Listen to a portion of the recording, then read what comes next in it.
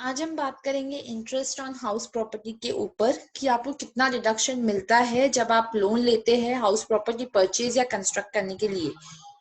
So basically आप जब house property purchase करते हैं तो आपको जिस साल में आप परचेज कर लेते हैं आपको उसी साल से डिडक्शन मिलना स्टार्ट हो जाता है इंटरेस्ट अमाउंट के ऊपर।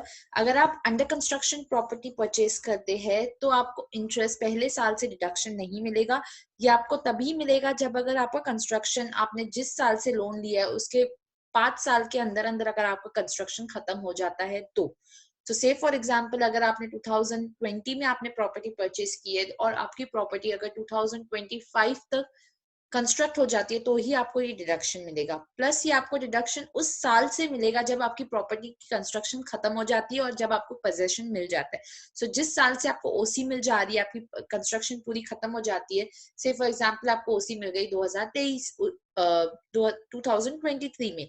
सो भले ही 5 साल के पहले आपको ओसी मिल गई तो उस केस में आपको 2023 से आपको डिडक्शन मिलना स्टार्ट होगा। तो आपने जो अमाउंट इंटरेस्ट का पहले पे कर चुके होंगे क्योंकि आपका लोन ईएमआई तो पहले से ही शुरू हो जाता है कंस्ट्रक्शन खत्म होने से पहले ही, भले ही आपको पोजेशन मिले ना मिले।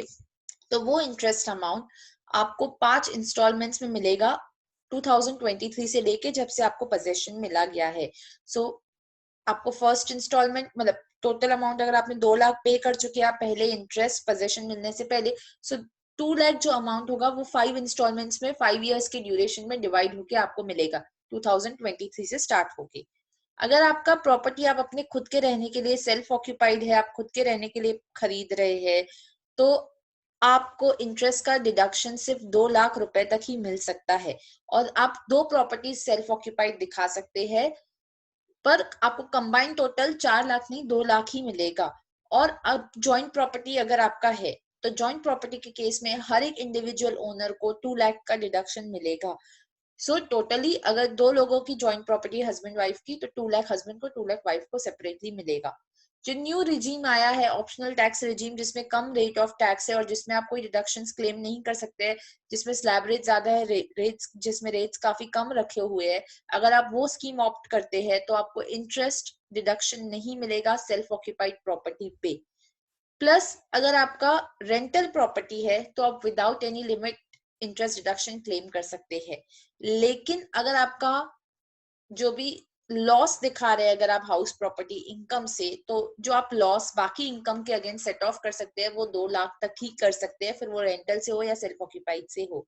और आपको रेंटल के लिए प्री कंस्ट्रक्शन जो इंटरेस्ट आपका था, जो आप कंस्ट्रक्शन से खत्म होने से पहले पोजेशन मिलने से पहले जो आपका इंटरेस्ट था वो भी विदाउट एनी लिमिट मिलेगा, जबकि सेल्फ ऑक्यूपाइड प्रॉपर्टी के लिए वो 2 लाख की लिमिट के अंदर ही आपको इंक्लूड करना होगा।